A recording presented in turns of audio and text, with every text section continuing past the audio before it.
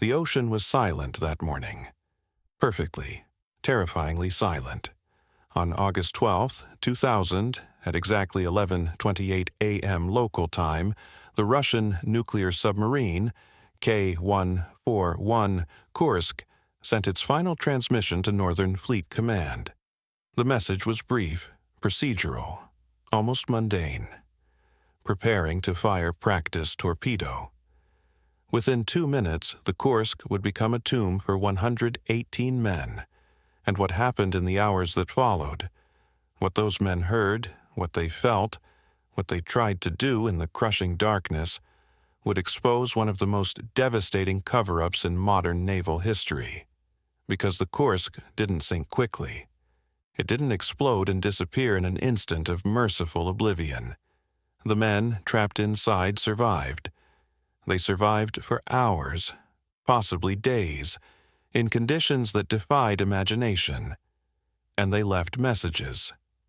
Messages the Russian government tried desperately to hide.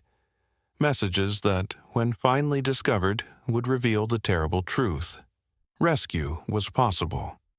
Help was available. But it never came. This is the story of what really happened aboard the Kursk. Not the sanitized version fed to grieving families. Not the propaganda distributed by the Kremlin. This is the story of 118 men who were abandoned by their own government, left to die in the cold darkness beneath the Barents Sea. And it begins not with the explosion, but with a decision made weeks earlier. A decision that sealed their fate before they ever left port. The Kursk was a monster of engineering. Commissioned in 1995, the Oscar II-class submarine stretched 154 meters from bow to stern, longer than 1.5 football fields. It displaced 24,000 tons fully submerged and could dive to depths exceeding 500 meters. Its double-hull design, essentially a submarine within a submarine, made it virtually unsinkable, or so the designers claimed. The submarine carried a crew of 118, all highly trained, most of them young. The average age was just 25. These weren't conscripts or inexperienced sailors. They were professionals, volunteers who had competed for positions aboard one of Russia's most prestigious vessels. The Kursk was the pride of the Northern Fleet, a symbol of Russia's continued military prowess in the post-Soviet era. Captain Gennady Lyashin commanded the vessel. At 45, he was a career naval officer, respected by his crew, known for his meticulous attention to safety protocols. His second-in-command, Captain Lieutenant Dmitry Kolesnikov, was only 27, a rising star in the submarine service, newly married, his wife 5 months pregnant. Kolesnikov kept a detailed journal, a habit that would prove both haunting and crucial in the days to come. In early August 2000, the Kursk was assigned to participate in a major naval exercise in the Barents Sea. The exercise would involve multiple submarines, surface ships, and aircraft. A display of force designed to demonstrate Russia's continued naval capabilities to NATO observers. But behind the patriotic pageantry, the Russian Navy was crumbling. Funding had evaporated after the Soviet collapse. Maintenance was deferred. Safety inspections became formalities. And crucially, ammunition stockpiles, including torpedoes, had not been properly maintained for years. The practice torpedoes loaded aboard the Kursk before departure were old. Some dated back to the 1980s. The hydrogen peroxide fuel they used was inherently unstable, prone to corrosion, susceptible to pressure changes. Standard protocol required regular inspections of torpedo casings, seals, and fuel integrity. Those inspections had not been performed, not because of negligence by the crew, but because the budget didn't exist. The Northern Fleet was operating on fumes, metaphorically and literally. On August 10th, the Kursk left its base at Vidyayevo and headed into the Barents Sea. Weather conditions were excellent. The sea was calm. Everything appeared routine. At 11:28 a.m. on August 12th, the Kursk was positioned at periscope depth, approximately 175 kilometers from the Russian coast. The submarine was preparing to fire 2 practice torpedoes as part of the naval exercise. These were not live combat torpedoes. They carried no warheads, but the propulsion systems were real, as was the volatile hydrogen peroxide fuel. In the torpedo room, located in the forward section of the submarine, a crew of specialists prepared torpedo number 7 for launch. Standard procedure required the torpedo to be loaded into the launch tube, the tube flooded with seawater to equalize pressure, and the outer door opened before firing. The entire process was mechanical, well rehearsed, and considered safe. Except torpedo number 7 had a leak. The exact cause remains disputed, but forensic analysis suggests the torpedo's internal fuel tank had corroded over years of improper storage. When the torpedo was loaded and pressurized, hydrogen peroxide began seeping into spaces where it shouldn't exist. Hydrogen peroxide in high concentrations is extraordinarily reactive. When it contacts organic materials, rubber seals, lubricants, human skin, it decomposes violently, generating heat and oxygen. At 11:28:27 a.m., torpedo number 7 exploded inside the launch tube. The blast was not nuclear. The Kursk carried nuclear-tipped missiles, but the torpedoes were conventional. However, the explosion was powerful enough to tear through the forward torpedo compartment, killing everyone inside instantly. The blast registered on seismic monitors across northern Europe as a magnitude 1.5 event. NATO submarines monitoring the exercise detected the explosion immediately. But the first explosion, devastating as it was survivable. The Kursk's double-hull design contained the blast to the forward section. The reactor, located in the aft section, was undamaged. Watertight doors between compartments had automatically sealed. Behind those doors, in compartments 4 through 9, 118 men were still alive, shaken but unharmed. Emergency systems activated. Backup power kicked in. The submarine began an uncontrolled descent, but slowly, not catastrophically. For 2 minutes and 15 seconds, the Kursk was a damaged but recoverable vessel. And then the second explosion occurred. At 11:30:42 a.m., exactly 135 seconds after the first explosion, a second, far more powerful blast ripped through the Kursk. This explosion registered as a magnitude 3.5 seismic event, roughly equivalent to 2 tons of TNT detonating simultaneously. The shockwave was detected in Alaska. The blast was so violent that it lifted the 24,000-ton submarine off the seabed and blew a hole through the reinforced pressure hull. What caused the second explosion has never been definitively proven, but the most widely accepted theory is catastrophic. The first explosion had ruptured multiple torpedo casings in the storage racks. Hydrogen peroxide from those damaged torpedoes began leaking, pooling, reacting with metal and organic debris. Within minutes, the chemical reactions generated enough heat to trigger a sympathetic detonation, a chain reaction of exploding torpedo fuel that consumed the entire forward section in a fraction of a second. The second explosion killed everyone in compartments 1, 2, and 3 instantly. The blast tore through steel bulkheads as if they were paper. Seawater poured in through the breached hull at crushing pressure.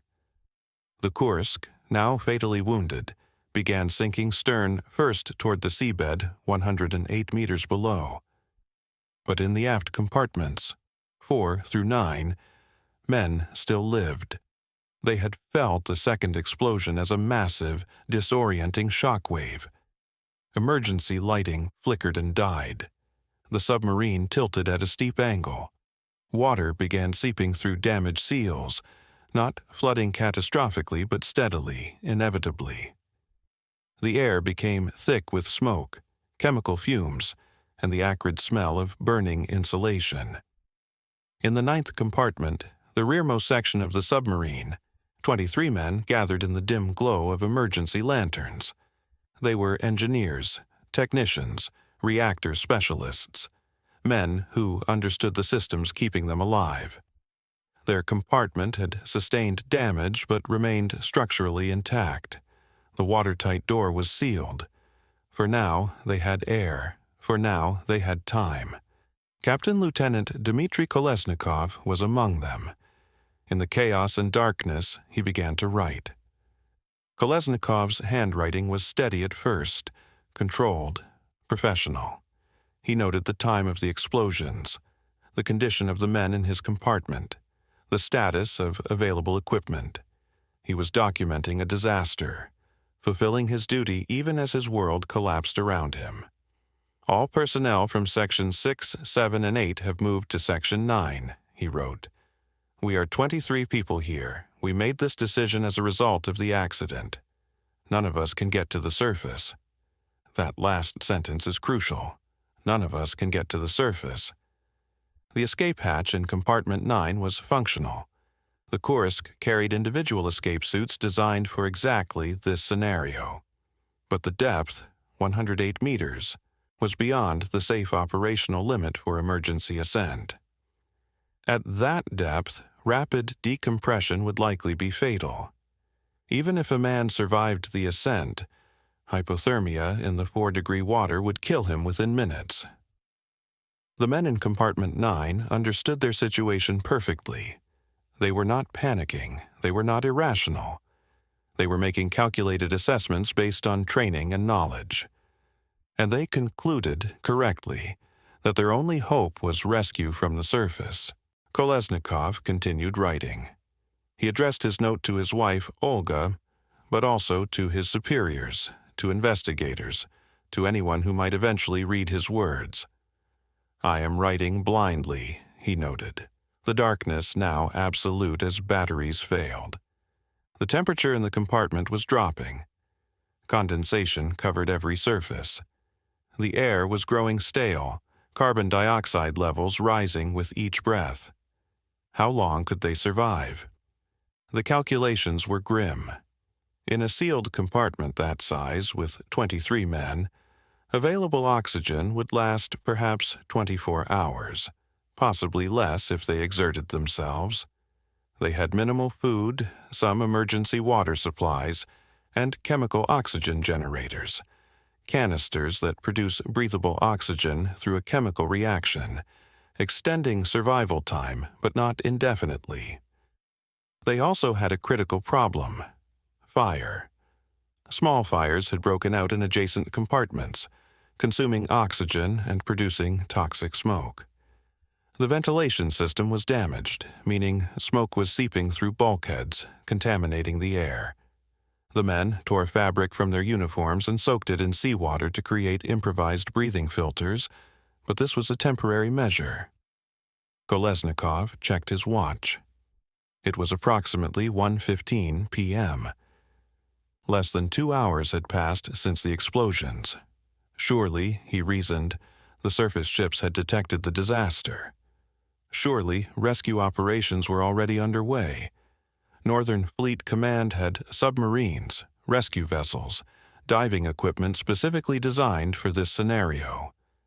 International protocols existed for submarine disasters. NATO forces in the area could assist if Russian pride could be swallowed. Help, he believed, was coming. It was not. At Northern Fleet Command headquarters in Severomorsk, chaos reigned. The seismic readings were unmistakable. Something catastrophic had occurred during the exercise. But what? The Kursk had simply vanished from communication. Its last transmission, preparing to fire practice torpedo, now hung in the air like an epitaph. Fleet Admiral Vyacheslav Popov made a decision that would haunt him for the rest of his life. He did not immediately report the disaster to Moscow. not to the Defense Ministry, not to President Vladimir Putin, who was vacationing at a Black Sea resort. Popov convinced himself, or allowed himself to be convinced, that the situation could be resolved quietly, internally, without triggering an international incident or exposing the decay of the Russian Navy. Instead of mobilizing a full-scale rescue operation, Popov ordered a cautious, limited response. 2 rescue vessels were dispatched, but they were old, poorly maintained, and carried obsolete equipment. The diving bells, submersibles designed to dock with a disabled submarine, had not been properly serviced in years. The crews operating them were undertrained, under-equipped, and under-informed about the severity of the crisis. Meanwhile, NATO forces monitoring the exercise knew exactly what had happened. American, British, and Norwegian submarines had detected both explosions. They had precise coordinates. Some NATO vessels were less than 200 kilometers from the disaster site, equipped with advanced rescue equipment and trained personnel. At 3 p.m. on August 12th, less than 4 hours after the explosions, the British submarine HMS Splendid reported the incident to Royal Navy Command. By 5 p.m., NATO had offered assistance to Russia through formal diplomatic channels. The offer was refused. Why? The official explanation was sovereignty and pride. Russia could handle its own disasters without Western intervention. But the real reason was darker. The Kursk was a nuclear submarine carrying classified weapons systems. Allowing NATO personnel aboard, even in a rescue capacity, would expose sensitive military technology and operational procedures. The Russian government prioritized secrecy over the lives of its sailors. In compartment 9 of the Kursk, the men did not know they had been abandoned. They continued to wait, breathing shallowly, conserving energy, believing that rescue was imminent. Kolesnikov wrote again, his handwriting now shakier, the cold and carbon dioxide affecting his motor control. It's dark here to write, but I'll try by feel. It seems like there are no chances, 10 to 20%. Let's hope that at least someone will read this. Here's the list of personnel from the sections who are now in the 9th and will attempt to get out. He then carefully wrote the names of all 23 men. Each name legible, each man accounted for. Not a list of the dead, but a list of the not yet rescued. The time on his note read 15:15 to 3:15 p.m. Nearly 4 hours had passed. The first Russian rescue vessel arrived at the disaster site late on August 12th, nearly 8 hours after the explosions. The vessel carried a diving bell, but the crew encountered immediate problems. The Barents Sea, though calm on the surface, had strong underwater currents. Visibility was near zero, and critically, the crew did not have precise coordinates for the Kursk's position. They searched. They deployed sonar. They lowered the diving bell multiple times, attempting to locate the submarine's escape hatch. Each attempt failed. The diving bell, designed to dock with the hatch and create a sealed connection, couldn't maintain position in the current. The operators, working with antiquated equipment and inadequate training, struggled for hours without success. Inside the Kursk, the men heard the sounds, the distinctive pinging of active sonar, the mechanical whirring of the diving bell's motors. Help was above them. Rescue was meters away.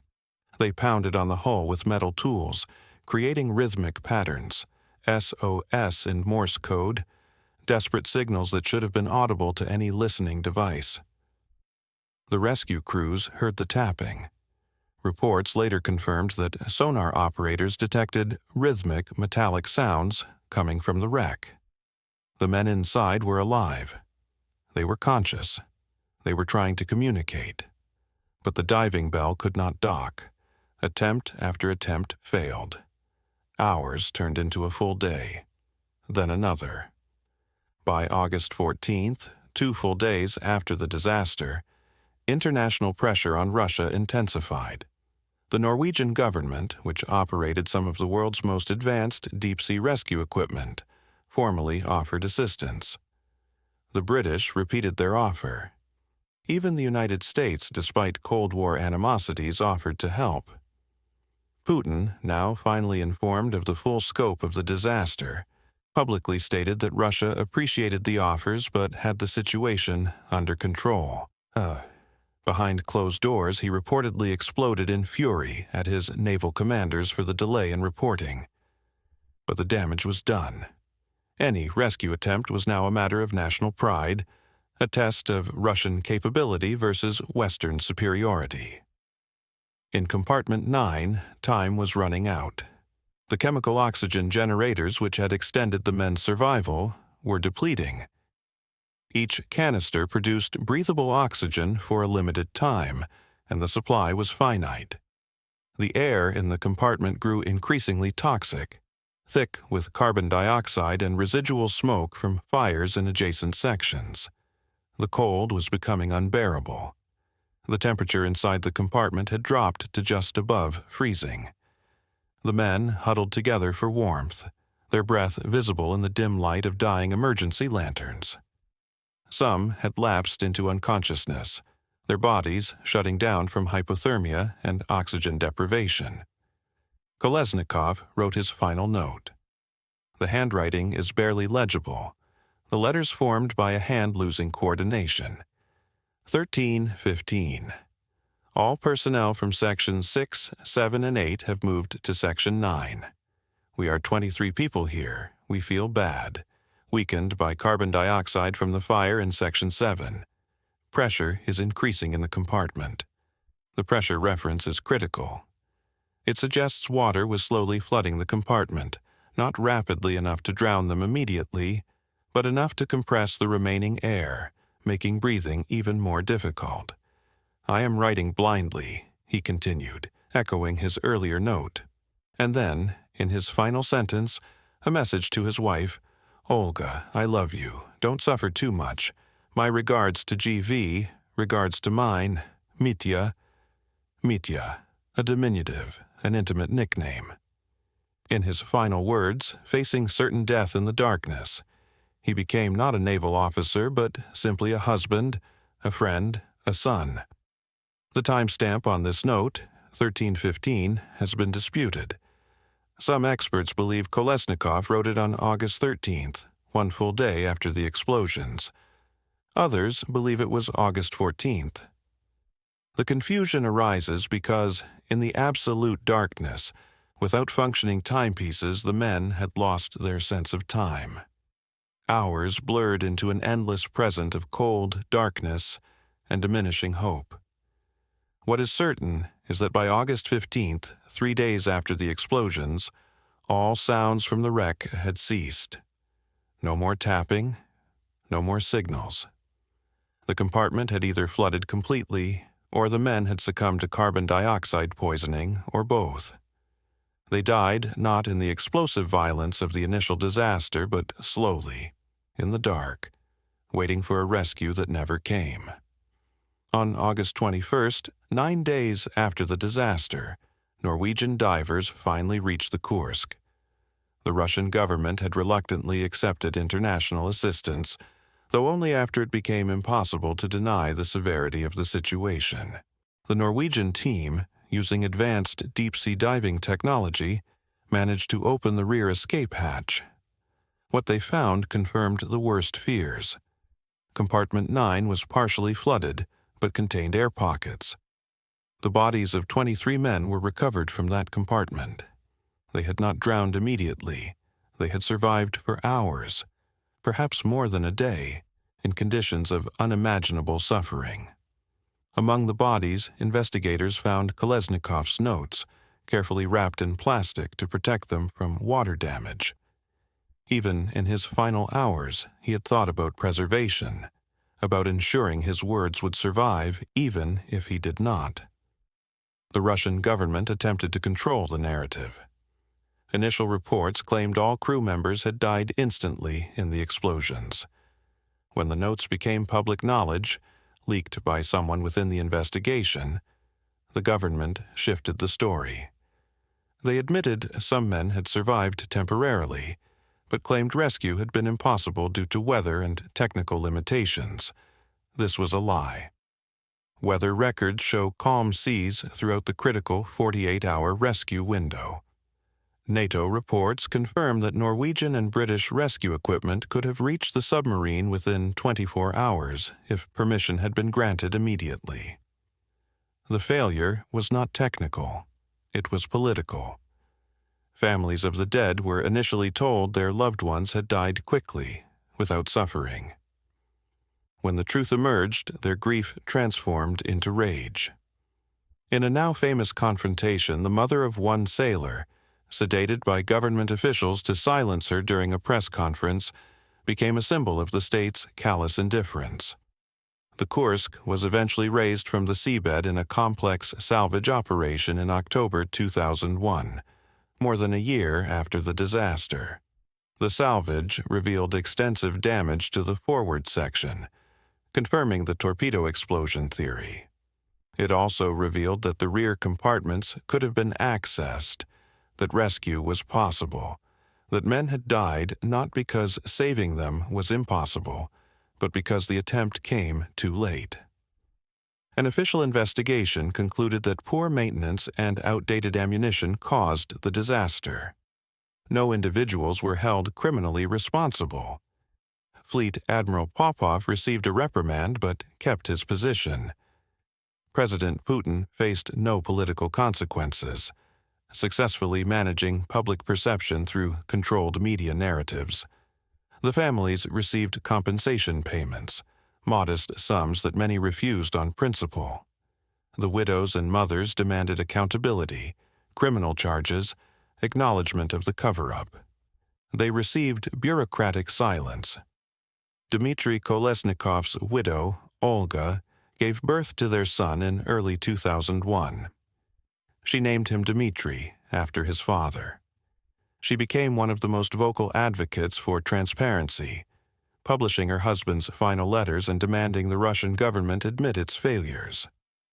The Kursk disaster exposed the rot within the Russian military: underfunding, corruption, outdated equipment, and a leadership willing to prioritize secrecy over human life. It also revealed something darker about institutional power: how easily a government can abandon its own people when saving them becomes politically inconvenient. In the final analysis, the question haunts: what did the men in Compartment 9 hear during those final hours? They heard the submarine settling onto the seabed, metal groaning under pressure. They heard water dripping, then trickling, then rushing as seals failed. They heard each other's labored breathing, growing slower, weaker. They heard the pinging of sonar from rescue vessels above, so close yet impossibly far. And perhaps most agonizing, they heard silence, the absence of the drilling, cutting, and mechanical rescue sounds they were desperately waiting for. They heard the ocean pressing in from all sides. They heard their own hope dying as hours stretched into days. The Kursk disaster is not just a story of mechanical failure or bad luck. It's a story of choices. The choice to deploy faulty equipment. The choice to delay reporting the disaster. The choice to refuse help. The choice to prioritize national pride over human life. 118 men died because of those choices. 23 of them died slowly, in the dark, knowing rescue was possible, believing help would come. The last message from the dying submarine wasn't a scream or a plea. It was a list of names. An insistence on being remembered. A refusal to be erased. Dmitry Kolesnikov wrote in darkness, unable to see the words forming on the page. But he wrote them anyway, because he understood that if his body would be lost to the ocean, his words, at least, might survive. His testimony might endure, the truth might eventually surface. And it did. Not quickly, not easily, but it did. The Kursk lies in shallow water now, a memorial and a warning. The official story has been written and rewritten, But the truth remains, preserved in the handwriting of a young officer who refused to die silently. The ocean is silent, but the Kursk, even now, still speaks.